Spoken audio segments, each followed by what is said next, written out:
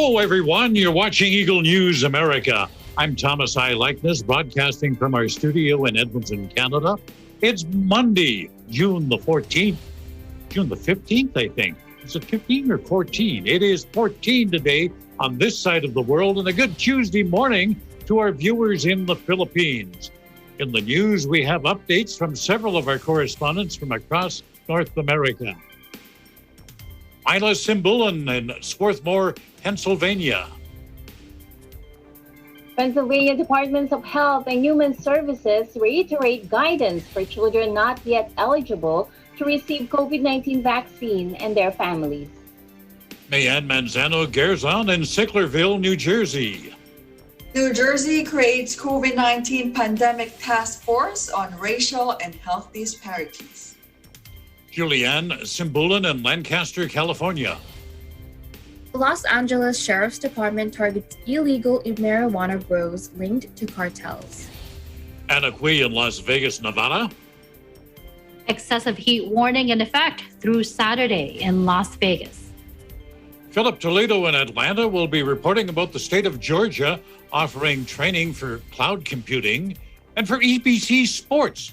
Alan and Eva Vasayahe bring us day 2 highlights from the Electronic Entertainment Expo. And for ABC Food, Ethel Constantino shares a recipe for low-carb cheese cupcakes. And for our roundtable tonight, National Smile Power Day. Our coverage begins now. We begin on the global stage. China was high on the agenda of the NATO Summit, which has just wrapped up. Secretary General Jens Stoltenberg says China is a threat to the security of the alliance. But China's growing influence and international policies presents challenges to alliance security. Leaders agreed that we need to address such challenges together as an alliance, and that we need to engage with China to defend our security interests. We are concerned by China's coercive policies, which stand in contrast to the fundamental values enshrined in the Washington Treaty.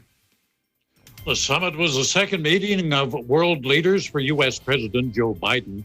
His next stop will be a meeting with Russian President Vladimir Putin. Biden says he will lay down what he calls red lines to Putin when they meet later this week. There need not be. We should decide where it's in our mutual interest, in the interest of the world, to cooperate and see if we can do that. And the areas where we don't agree, make it clear what the red lines are. I have met with him. He's bright, he's tough, and I have found that he is as they say, when he used to play ball, a worthy adversary. Biden says he's not looking for conflict with Russia, but he says America will respond if Russia continues with what he describes as its harmful activities. The COVID-19 file now. The United Kingdom putting the brakes on easing further public health restrictions. Prime Minister Boris Johnson says variants have prompted him to delay the country's reopening plans. And that's why we're so concerned by the Delta variant that is now spreading faster than the third wave that was predicted in the February roadmap. We're seeing cases growing by about 64% per week, and in the worst affected areas, it's doubling every week. And the average number of people being admitted to hospital in England has increased by 50% week on week and by 61% in the northwest, which may be the shape of things to come. The UK was set to have begun stage 4 of its reopening on June 21st. That's been delayed now until July 19th, I should say. Johnson says by then, enough people will have been vaccinated to keep the Delta variant of COVID at bay. Now, in the United States, vaccine hesitancy is a problem in some states, South Carolina being one of them. And today, Vice President Kamala Haris went to South Carolina to promote vaccines. So The vaccines, let me say it again, are safe. They are safe. And they are free. And they are effective. And it is that simple. Vaccine hesitancy is a major obstacle on the road to herd immunity. In her pitch to residents of the southern state, Harris personalized her message. If you are vaccinated, you are protected. If your community is vaccinated, COVID rates in your community will go down. You know, I got my second shot back in January, and I'm so glad I did. You know, and I felt a little off for a few hours the next day, but after that, I was fine. Who knows what I'm talking about, right? Look at that, right? And while people in developed countries resist getting readily available vaccines, the head of the World Health Organization is calling for more inoculant for poorer countries. Dr. Tedros Adhanom Ghebreyesus says he appreciates the commitment from G7 countries to donate about 1 billion doses of vaccines, but he says it falls short of what is needed. This is a big help, but we need more, and we need them faster. More than 10,000 people are dying every day. During this press conference alone, more than 420 people will die. These communities need vaccines, and they need them now, not next year. Ghebreyesus warns that the COVID-19 virus is moving faster than the vaccines. Now, this is what life looks like in poorer regions of the world. These are the regions that Tedros was talking about. This one here, a slum district in the Thailand capital of Bangkok. Here you see Michelin-starred chefs and Miss Universe Thailand are catering meals for the poor. Klong Toi is Bangkok's largest slum, and it emerged as a COVID hotspot in this third wave. That's because there's no room to social distance, and there's no way for people to work from home. Panchana Vantasathing is the founder of the Food for Fighters campaign, and she says one way to get people to stay home and to isolate is to provide them with food. Food supply, it's very important. You know, of course, the duty of the doctors and nurses, the people to take care of the COVID patient, but if you want them to stand still in the home, we need to supply them. That's our duty for Food for Fighters. So that's why this is like another activity that can bring more attention to our campaign. Amanda Abdum, Miss Universe Thailand 2020, was also on hand and helped out in the effort.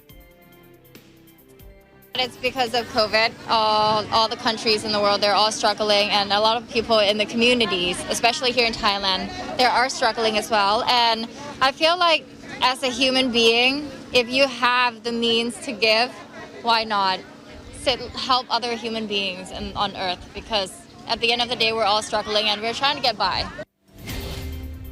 Let's look at the COVID-19 numbers now, provided by the Coronavirus Resource Center of Johns Hopkins University in Medicine.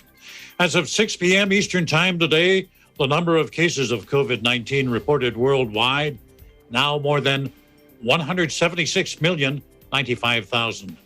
Top three on the list of countries with recorded cases: the U.S., more than 33.4 million, India, more than 29.5 million, Brazil, more than 17.4 million. And sadly, the virus has claimed more than 3,806,000 lives worldwide. Top three countries with the most number of COVID-19 related deaths: the United States, just coming up on that 600,000 mark. Brazil, more than 487,000. India, more than 374,000. And the number of COVID vaccine doses administered worldwide, nearly 2,369 million, still a long way to go. A quick update on what's happening in the Middle East. Former Israeli Prime Minister Benjamin Netanyahu began the first day of the rest of his life on the outside looking in. The former Prime Minister was ousted after 12 years in power, and he began the day by meeting with the opposition. Now he's vowing to overthrow the new government headed by Jewish nationalist Naftali Bennett. Netanyahu ranted in the opposition meeting about what he claims was fraud that led to his ouster. Bennett is a former ally of Netanyahu, and he heads a fragile 8-party coalition that spans the political spectrum. Now, a short distance away from all of this is what life looked like in nearby Gaza City. The conflict with Israel may be over now, but the 66 children killed by Israeli airstrikes are being remembered. On a beach in the city, Palestinian children flew kites, carrying pictures of the children who died. An organizer says the event delivers a message to the Arab and Western world to show them that the number of children who were killed in the brutal war. A plague of mice has invaded farms in eastern Australia. Farmers setting traps like this makeshift one. Oh, they're catching mice by the thousands.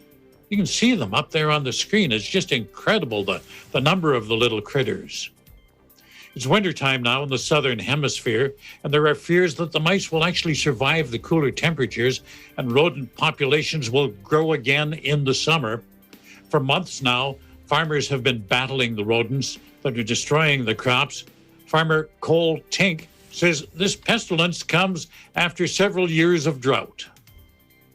Yeah, 3 years of extremely hard times, as hard as anyone can remember, I believe. And, you know, the amount we were paying for hay was just astronomical. And then we had to buy a lot of seed to sow. We got a good crop, which was lucky. We put a bit of grain away and then put a bit of hay away. But, you know, we haven't had to use the hay yet. And, you know, we mightn't get to use it if the mice keep going how they are. Tink says this is the worst mouse plague in a century. Up next, we have stories from Pennsylvania and New Jersey. Eagle News America continues.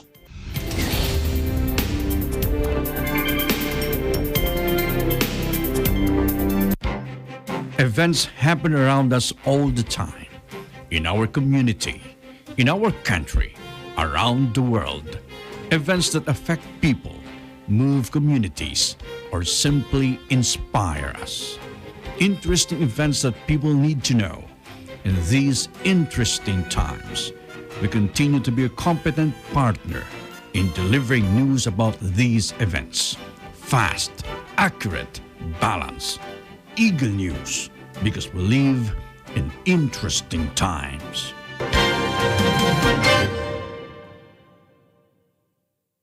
Hey there, Arnie Aquino here at Hatley Castle, one of the filming locations for the X-Men series. Don't forget to tune in to Digital Nest only on Net 25.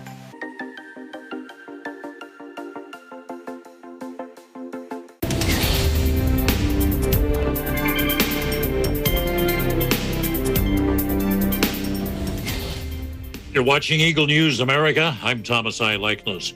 In Pennsylvania, Health and Human Services has repeated its guidance for children not yet eligible for the COVID-19 vaccine. We've got details from EBC's Mila Simbulan, who's standing by in Pennsylvania. Good evening. Welcome to the program, Mila. Good evening, Thomas, and good morning to all our viewers on the other side of the world. So as adults and older children continue to get vaccinated, many parents may have questions about what activities are safe for them to do with their children this summer. Department of Human Services and its Office of Child Development and Early Learning, or OCDEL, along with the Department of Health, want to reiterate guidance from the Center for Disease Control and Prevention, or CDC. The CDC recommends that children under the age of 2 do not wear face coverings. Children between the ages of 2 and 12, however, should wear a face covering in public settings, at events and gatherings, and anywhere indoors when they will be around other people outside of their household.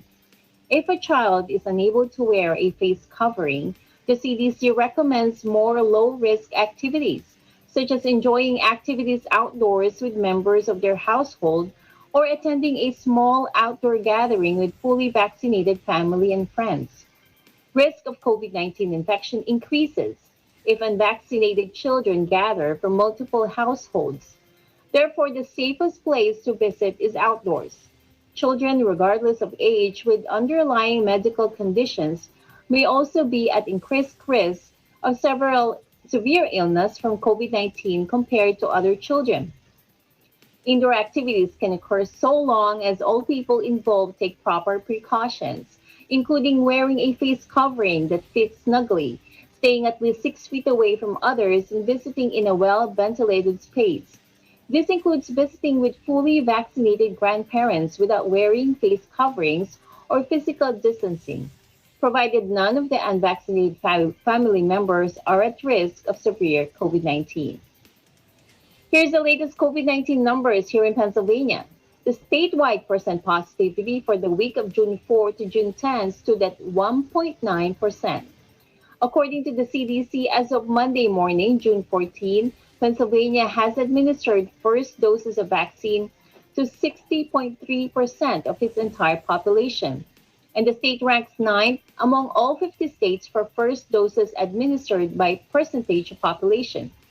57.3% of Pennsylvanians age 18 and older are fully vaccinated, while 73.4% have received their first dose.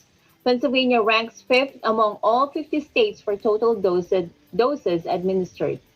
Vaccine providers have administered 11,188,860 total vaccine doses as of Monday, June 14, and 5,082,669 people are fully vaccinated. 6,525,038 people have received at least their first dose. For the weather, Thomas, here in Pennsylvania or here in Swarthmore, there is a flash flood warning, especially here in my area, until tomorrow morning, Tuesday, June 15 at 12 a.m. And it's currently 68 degrees Fahrenheit or 20 degrees Celsius. In Swarthmore, Pennsylvania, Mila Simbula and Eagle News, we live in interesting times. Back to you, Thomas. Mila, before we get to a couple of questions I've got about your report, are you on high enough ground where that flood warning won't affect you? Yes, we are. We are located in a high area, and we never had any flood here in my area. So, but thank you for asking. Yes, that's good to hear.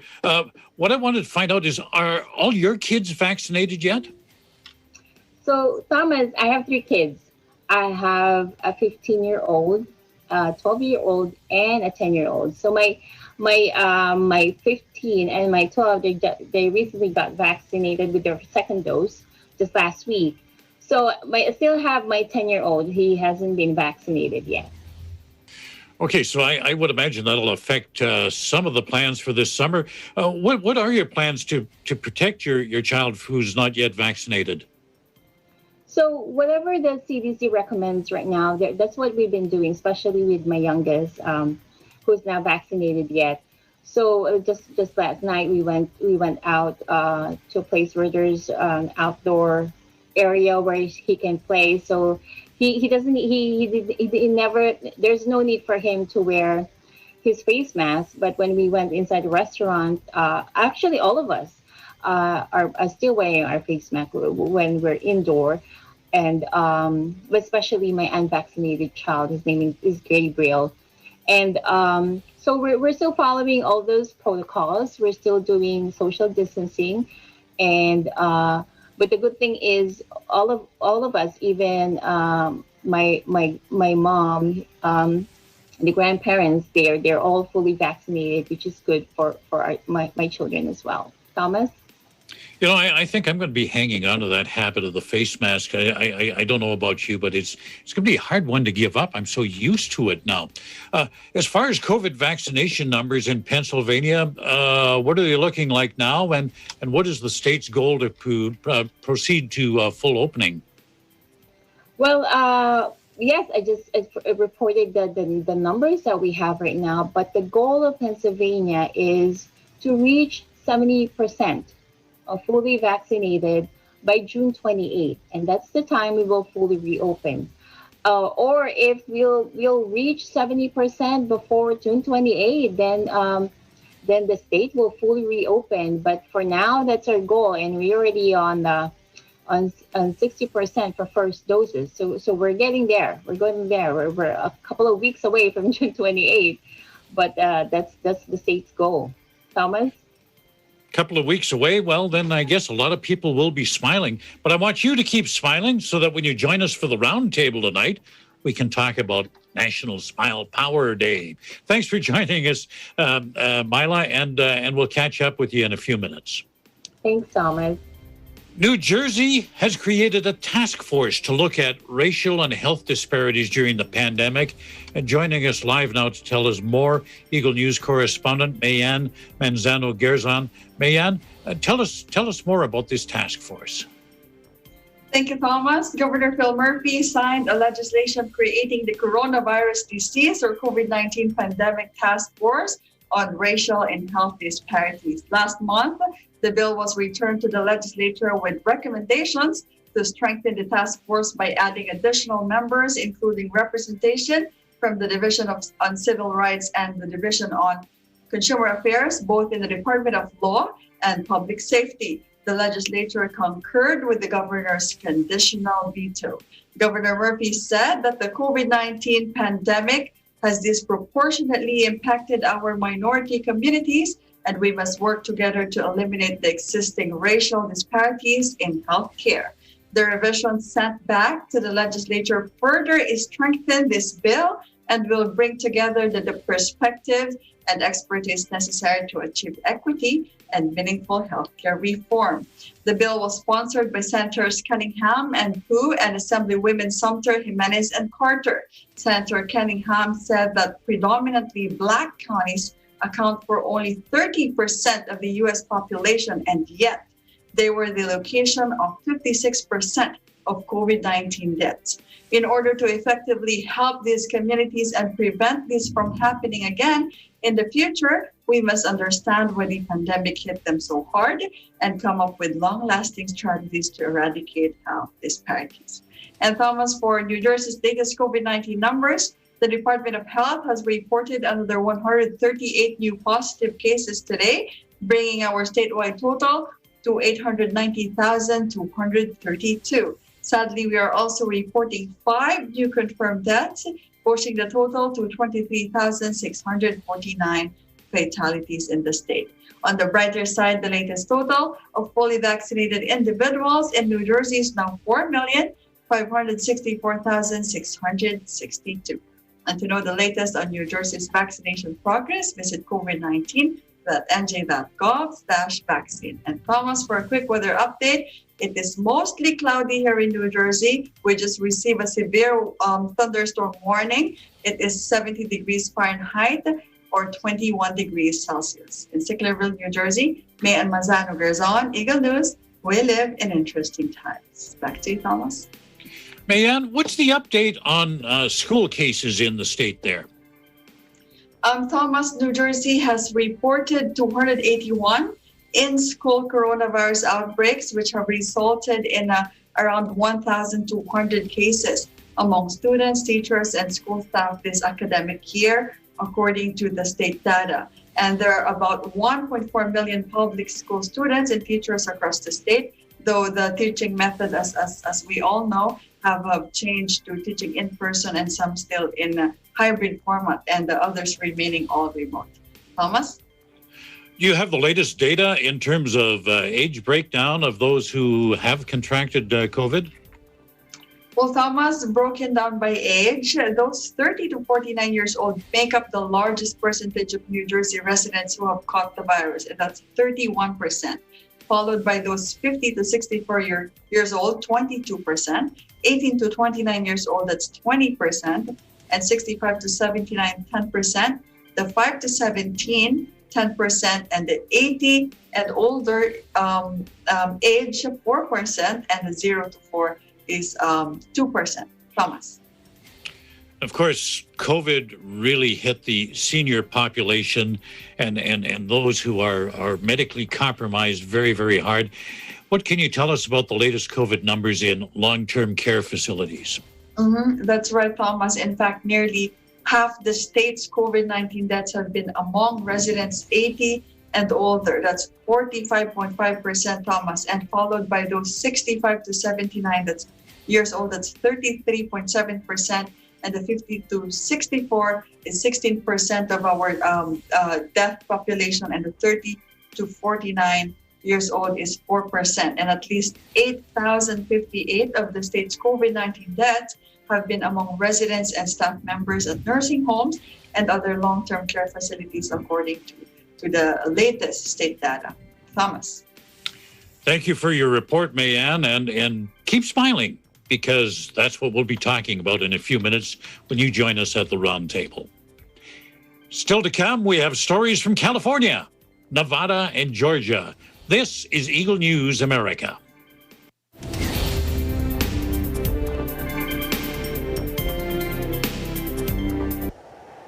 Innovation, digital disruption, globalization.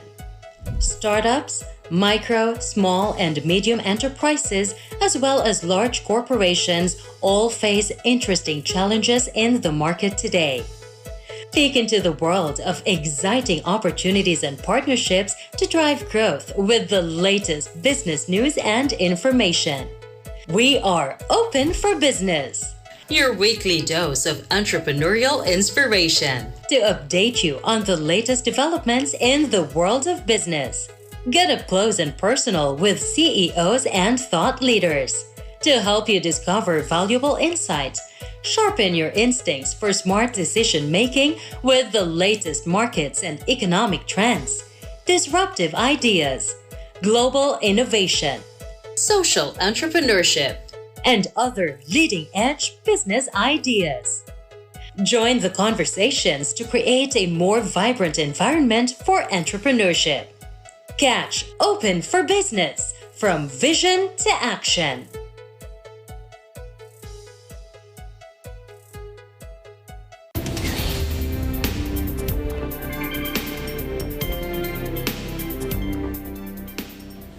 You're watching Eagle News America. I'm Thomas I. Likeness. The Sheriff's Department in Los Angeles is targeting illegal marijuana growers that have ties to drug cartels. More on that story. We're joined by EBC's Julianne Simbulan. Julianne, welcome to the program. Thanks for joining us. Thank you, Thomas. The Los Angeles County Sheriff's Department joined forces with the United States Drug Enforcement Administration to shut down numerous illegal marijuana grows here in the unincorporated Lancaster region of the Antelope Valley. A multitude of complaints were previously reported by the public and residents in this area, which caught the attention of the Sheriff's Department. Described as the largest operation in the history of the Sheriff's Department, this massive raid was organized and resulted in the seizure of hundreds of unlawful cultivations of marijuana by the joint efforts of more than 400 law enforcement officers on site from the National Guard, various Los Angeles County Sheriff's Department bureaus, and other sheriff departments from the neighboring counties of Kern, Riverside, San Bernardino, and Ventura, including personnel from the California Department of Fish and Wildlife. The successful operation led to 23 arrests, including the capture of 5 firearms, recovery of 2 water trucks, seizure of marijuana, valued at the millions of dollars, from greenhouses, and even 7 mixed-breed dogs with 4 puppies were brought to the protection of the nonprofit Reserve Rescue, a dog rescue organization. Los Angeles County Sheriff Alex Villanueva states, "We are going to send a loud and clear message to all the cartels and illegal operations. Your days here are over, and you need to pack up and leave, or we are going to find you." The collaboration of various agencies with the cooperation and confidence of the public on their local law enforcement with information and tips reported led to the positive turnout of this crackdown on illegal drugs and marijuana plants in the Antelope Valley. In Lancaster, California, Julianne Simbulan, Eagle News. We live in interesting times. Back to you, Thomas. Julianne, how has the illegal drug situation been there in Lancaster as part of Los Angeles County?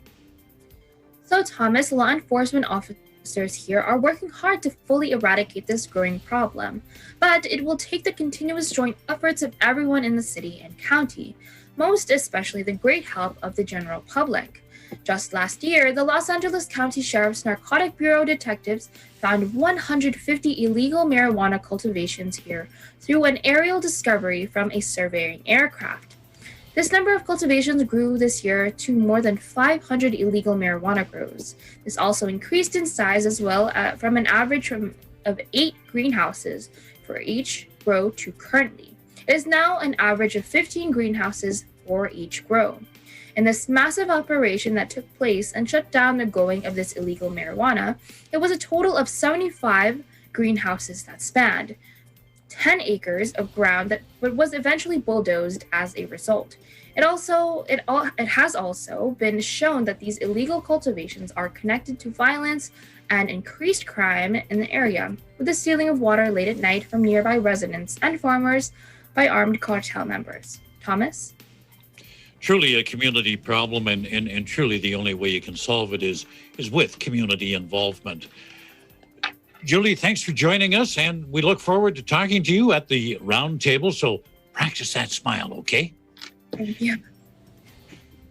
Things are getting pretty hot in Nevada, and joining us from the heat wave in Las Vegas, we have Eagle News correspondent Anna Cui. Anna, I understand that heat warning is going to be in effect until the weekend. Yes, Thomas, that is what's happening here right now. You know, just when people are getting used to venturing outdoors after following months of restrictions, Las Vegas residents are now being strongly encouraged to stay indoors, to stay cool, and avoid this excessive heat that the valley is having right now. According to the National Weather Service, the official high today in Las Vegas was 110 degrees Fahrenheit, or just over 43 degrees Celsius. And they say there's a potential to break the all-time Las Vegas heat record of 117 degrees Fahrenheit, or over 47 degrees Celsius before the week is over. I tell you, Thomas, I felt like I was standing in front of a hot blow dryer when I was out a couple times today. But all kidding aside, excessive heat, can really overload our body system. It can push our body beyond its normal limits. Under normal circumstances, we have that internal thermostat, that sends signals to our brain, make us sweat. That helps, that sweat evaporates, and that helps our cools our body, right? But however, extreme heat causes that evaporation process to slow and the body to work harder to maintain a normal temperature. So people can, develop heat exhaustion, or worse, heat stroke that can lead to death. Heat kills more people in the U.S. than tornadoes, hurricanes, floods, and lightning combined. That's according to the National Weather Service. So according to Southern Nevada Health District, people at greatest risk of experiencing these heat-related illnesses are those 65 years and older, because they're not able to compensate. They may not be able to compensate for heat stress efficiently, and they're less likely to sense and respond to that change in temperature. Infants and children up to 4 years old, they're also very sensitive to the effects of the high temperatures, and they rely on others, right, to regulate their environments, to provide them adequate liquids. So they are also at greatest risk. People who are overweight may also be prone to these heat-related illnesses because of their tendency to retain more body heat. Now, is the people, especially those who are 65 years and older, who have heart and lung-related conditions, and especially those who take certain medications, are also at higher risk. And last but not least, certainly, our people who are our homeless population here in the Valley. According to local officials, Clark County has over 34,000 homeless people, and unfortunately, there's not enough shelters here to house them during these extreme weather like this. So what can we do? According to Southern Nevada Health District, our best defense against heat-related exposure is prevention. Spend less time outdoors if possible, and make sure to stay properly hydrated. So, we're telling our viewers, if you must go out, make sure you bring water bottles with you and wear light clothing. In Las Vegas, Anna Cui, Eagle News, we live in interesting times. Back to you, Thomas. Anna, you mentioned the homeless population is at higher risk for complications from excessive heat. And again, these are people that don't have the resources that you or I or many of our viewers would have. What is the city doing to help them? Yes, Thomas. So there's cooling stations that open today during the daytime through the weekend. They're located throughout the valley. I was trying to find the infographics to show everyone, but I believe there's about a dozen of them. Most of them are recreational centers. Some even allow pets to come in to their facilities. Temperature can run up in the 90 degrees Fahrenheit, even early in the morning through this week. So some of them are open as early as 6 a.m. and open as late as 8 p.m. People can call 211.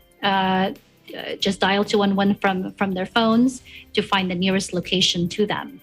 And, Thomas, along the strips too, there are misting systems that can also help cool people down for those who insist on still walking the strip these days. It certainly does get hot. I've had that experience of being down there when it was in late September one year, and believe me, it was hot, and you just went from one air-conditioned building to another trying to stay cool. Let's change topics a little bit. It's been about 2 weeks now since the news of Vegas fully reopening. How's things looking in your area there? That's right. So everything is open, but there are still some stores I noticed at the mall that, unfortunately have remained closed. I've noticed that signage on the doors of businesses have changed, from masks being required to now those not vaccinated are required to wear a mask. And I would say overall, I see more people not wearing masks. It depends on the area of town. But people still tend to give way or keep their distance, especially when waiting for the cash register at the stores. And I'm happy to see that because just like you mentioned, Thomas, I just can't quite let go of social distancing or definitely wearing my mask. I'm still doing that, especially when I'm going into to crowded stores. I think those are going to become ingrained habits for us. Quickly, can you give us an update on vaccination rates? Yes, so here in Clark County, Las Vegas, according to the Nevada Department of Health and Human Services dashboard, over almost 50%, it's 49.87% of 12 years and older have received at least one dose of the vaccine, and 40% have received of the same population group have been fully vaccinated. So that's definitely helping us keeping our test positivity rate below 5%. I believe as of Sunday, it was at 3.4%. Thomas?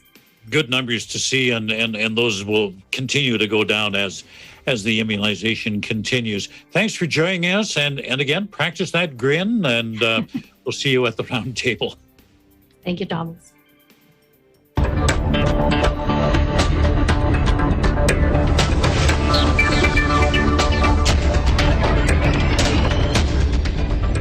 The state of Georgia has a program to train people for careers in cloud computing. With more on that story, we go to EBC's Philip Toledo. Thanks, Thomas. Now, if I told you that someone had their head always in the clouds, that wouldn't normally be a compliment. But if you rephrase that to say that their head is being in the cloud, it might be a different story. As much of our day-to-day connectivity is now becoming dependent on internet cloud-based services, careers in cloud computing are more and more in need. Last week, Governor Brian Kemp announced an initiative between the Technical College System of Georgia, the Georgia Department of Education, the Technology Association of Georgia, and Amazon Web Services, or AWS, to provide training and education through high schools and technical colleges across the state to 5,500 learners by 2024.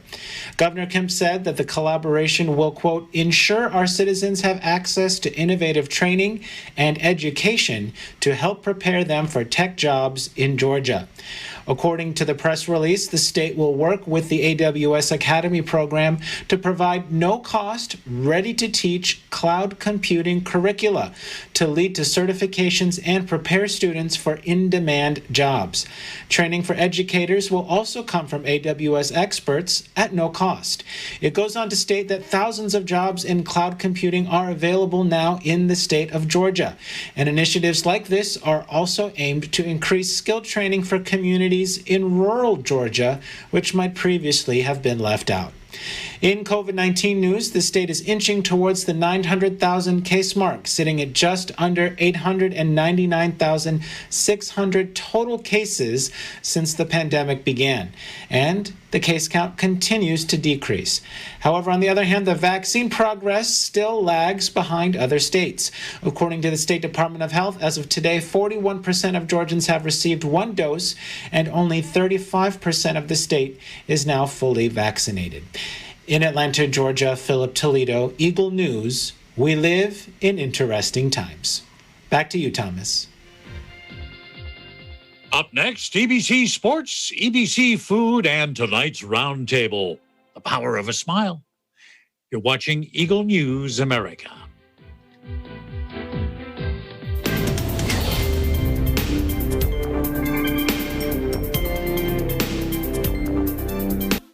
Factual. We have to defeat the virus everywhere. Timely information. Balanced, not only in the country, but also abroad. I'm certain of one thing. Interviews that people need to know. Watch Aguila Pilipinas. A one-hour newscast of reports coming from regional hubs in Luzon, Visayas, and Mindanao. Know the important updates in Asia in ASEAN in Focus.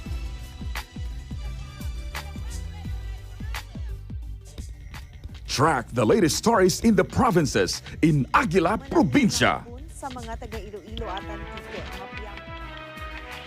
Tune into Mata ng Aguila, the evening primetime news program of Net25.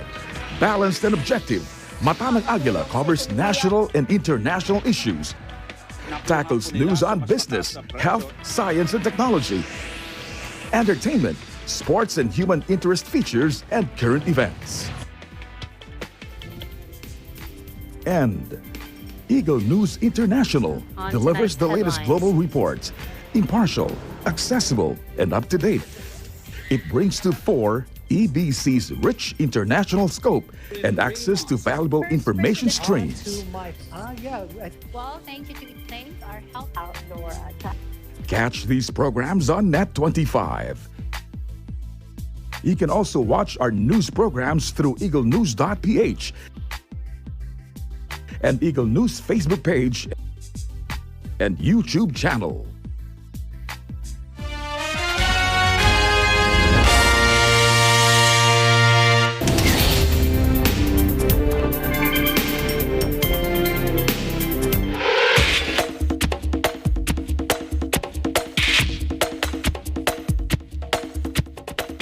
It's called E3, the Electronic Entertainment Expo. And with an update on what's happening on day 2 of this event, the EBC team of Alan and Eva Basayahe. Ubisoft Forward treated viewers with both new and fan-favorite franchise titles. Try saying that 3 times fast. Fan-favorite franchise titles, fan-favorite franchise titles, and fan-favorite franchise titles. Okay. For those who can't keep up with tongue twisters...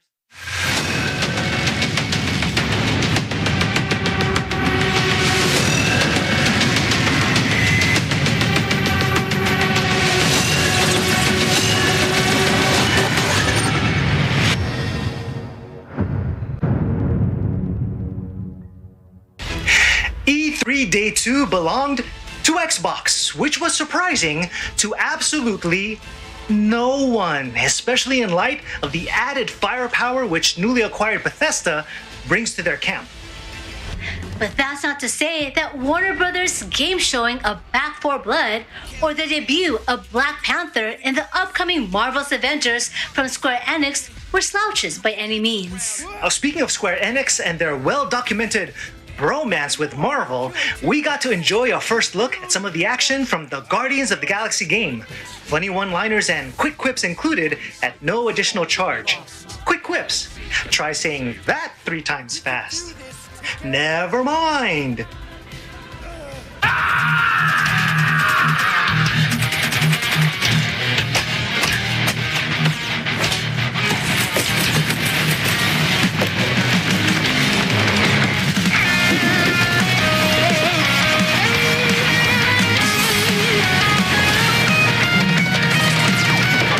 So, how long before someone else wants to pull this thing? You're 60 clicks from the fortress. I'd say closer to 75. We got this!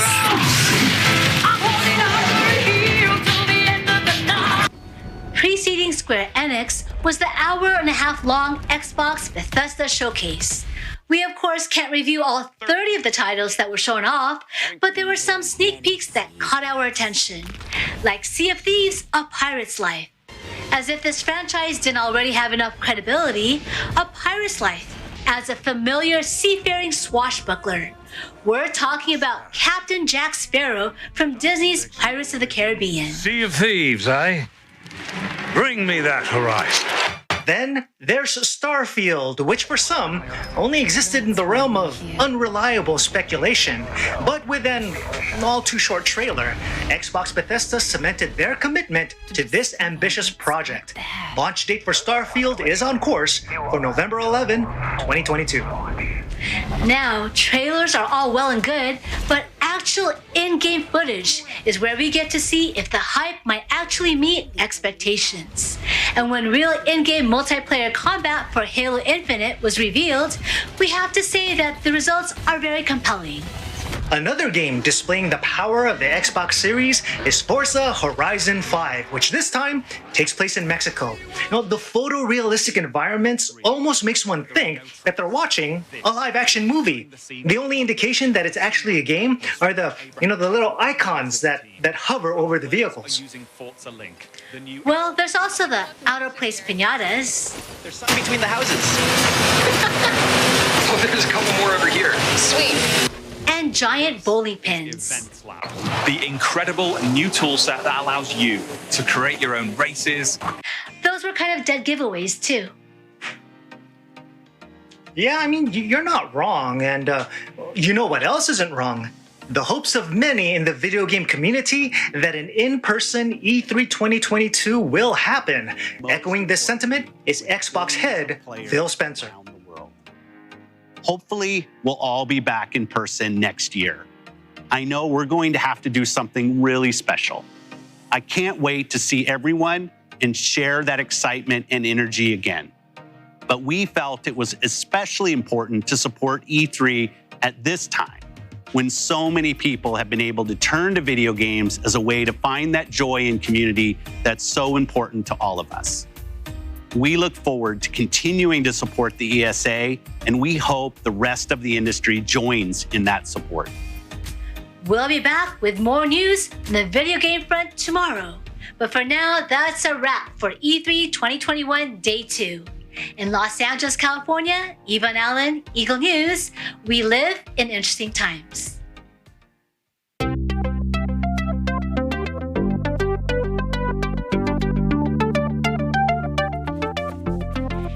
Well, it's time to go to the kitchen now, where EBC's Ethel Constantino is going to show us how to make low-carb cheese cupcakes. I can't wait to taste them. Hello, in Raleigh, North Carolina, I'm Ethel Constantino. Today, I'm very excited to share with you my recipe of low-carb cheese cupcakes.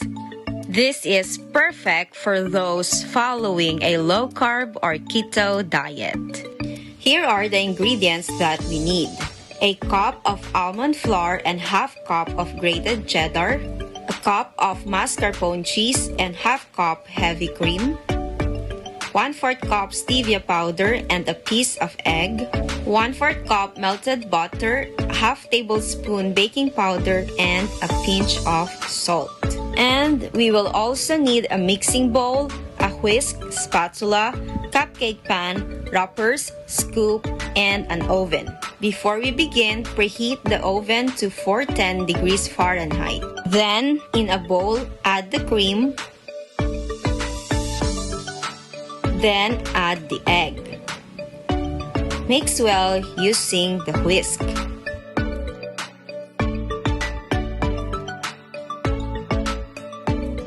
Then add the stevia powder and mix well. Then add the almond flour and mix well.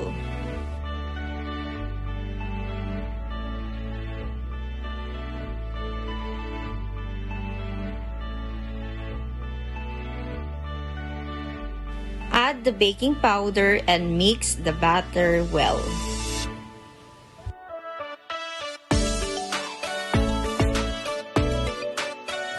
Then let's add the mascarpone to the mixture. Make sure to mix the batter well until the mascarpone cheese is fully incorporated. Then let's add the melted butter, then mix until smooth.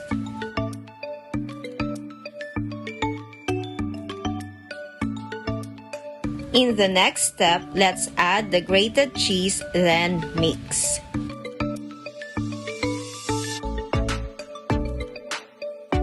Lastly, add the pinch of salt, then mix it very well.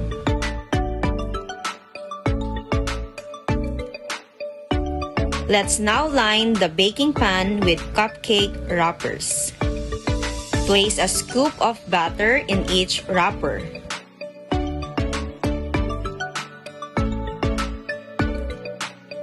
Let's bake the cupcakes for 30 minutes in the preheated oven. And here are our cupcakes after 30 minutes.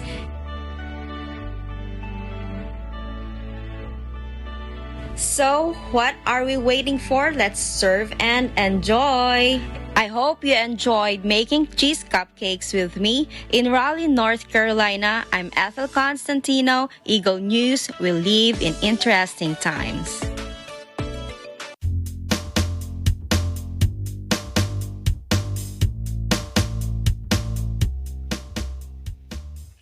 Those cupcakes would really put a smile on my face, which is appropriate because June 15th is National Power Smile Day. But here in North America, you say, Thomas, it's only June 14th. So yeah, we're going to give you a bit of a sneak peek. It's already June 15th on the other side of the international date line. And in just a few hours, don't frown, smile. You know, smiling is therapeutic. It pacifies tense situations. It's contagious in a good way, not like COVID. And it lifts up down spirits. So I want to talk to our team, and we've only got a few minutes here, so let's keep it tight and bright, guys. Tell me, a memorable situation where a smile made everything all right, and also the person you know with the biggest, most contagious smile. We're going to start in Las Vegas with Anna. Hey, Thomas, I can't think of a single moment, but just seeing the smiles here of our Eagle News team night after night, that's what I remember. That all throughout this pandemic that we're still in, especially during the lockdown, we found a way to put smiles not only on our faces but also on the faces of our viewers. And you're absolutely right. That keto cheese cupcake did put a smile on my face too, Thomas. And I see it's also put a smile on Mayanne's face. Your smile is taking up my whole monitor, my whole on-air monitor there, Mayanne. What's a memorable situation where a smile made everything all right? Tom, I don't know if that's a compliment or sometimes I get conscious because I know I smile really big. But Well, that's a good thing.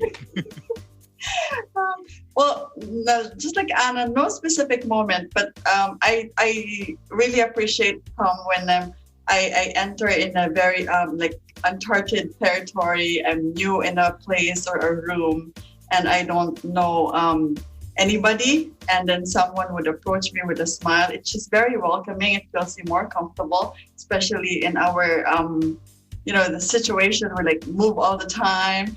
And, you always have to deal with the new people and make new friends, and a smiley face really just make everything lighter. And one friend of mine really has a big smile and big contagious laugh. That's Aimlin Marcos in the Philippines. Again, I cannot forget it. Every time he smiles, she smiles and laugh. You just have to laugh also because it's just that contagious. Thomas. Quickly, we're going to go to California. Julie, a memorable situation where a smile made a difference, and the person with the biggest, most contagious smile. I also don't have a specific a situation, I'd say, but kind of a general statement I'd say is, just the little acts of kindness, compliment here and there, somebody opening the door for you randomly, just those types of things, somebody getting you some food when you least expect it. Those things definitely make me smile. And sometimes they make me smile more than the big things. For the person with the biggest smile I know, I don't have a specific person. There's many that I know, but I would say probably it would be my dad. So, yeah. Okay, Julie. Mila, what say you? So, it's the most contagious smile is my son, my youngest son. His name is Gabriel. He's a very jolly kid, and he loves to smile. That makes me smile every time I see him. And one thing that makes him distinct when he smiles is that he still has all baby teeth, and now the permanent ones are also growing at the same time. So this overcrowding of teeth. So it's very prominent now whenever he smiles that it will make you smile more whenever you see him laughing or smiling because of the overcrowding of all those teeth and everything. So even though you're not in a good mood, if you see him smiling, you will start smiling as well. And for me, the person I love to see smile the most is my wife, Shallow, because she's got a beautiful smile, and then I know she's happy. But before we leave, I want to salute a group of people who always puts a smile on my face, and I'm talking about our healthcare workers, first responders, and essential workers of all types, everybody out there on the front lines. Let's show our appreciation for their work and recognize them with a round of applause. That's today's Eagle News America, and I thank you all for joining us. I'm Thomas I. Likeness, and truly, we live in interesting times.